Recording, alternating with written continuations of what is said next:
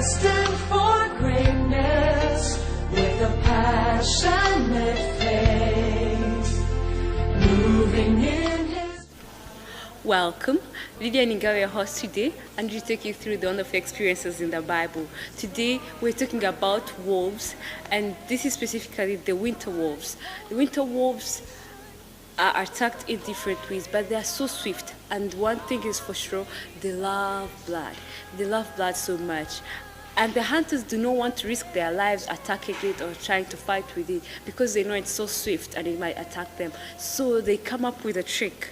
They trick it into believing that a blood is blood or meat, that it comes close to it, and in the end, it loses its life. And this is how they do it. So a hunter takes his sharp blade, his sharp knife that he uses to, do his work.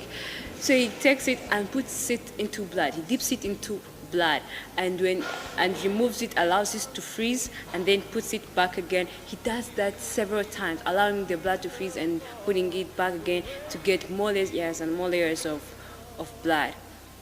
And at this point, the blood is covered with blood, and now they pin it into the ground where the wolves are able to see it or are able to even reach it. So they pin it into the ground whereby the lead of the knife is going to be underground, while the sharp ends of the knife are going to be facing upwards. They are on top of the ground.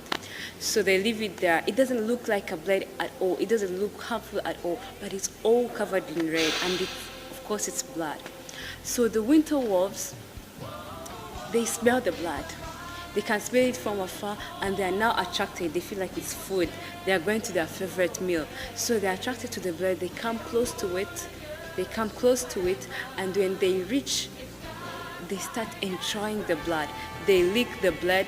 They lick it several times to an extent that it will be left bare. And now the sharp ends of the knife are left bare without blood and what, no cutting, no anything. It's left bare. But it will not know. Now that the blades are bare and it's licking it, you have no idea what happens. It's also said that the sharp ends of the knife, they start cutting the inside parts of the mouth of the wolf. So when they start cutting the inside parts of the wolf, it also bleeds.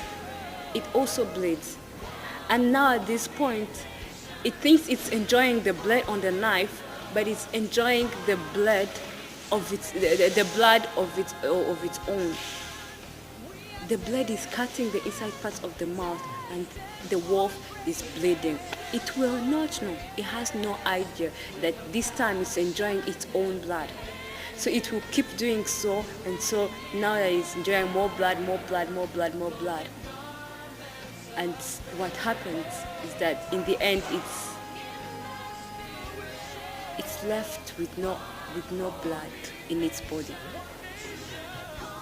At this point, it dies because it has finished all the blood in its system to its stomach, and now it's left there and dead. Early morning, the hunters will come and pick the flesh and enjoy their work.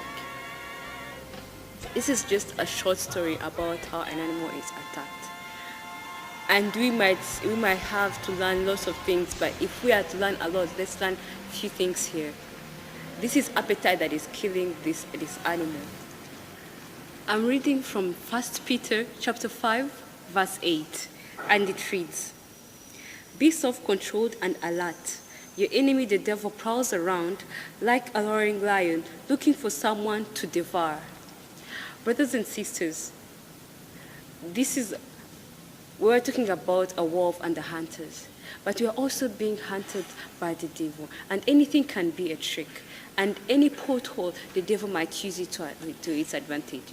How many times are we led astray by our own appetites, our own desires, things that we love, things that we're addicted to, things that we want ourselves, things that we think are giving us pleasure. But I still the same things that are leading us astray. Brothers and sisters, we need to be sober. We need to be vigilant, because our adversary, the devil, is is so swift and is looking for someone to devour. Let it not be you. Let it not be me. I pray that we might be safe. We might stay on the safe side and judge our ways. This is my prayer today for you and me. Amen.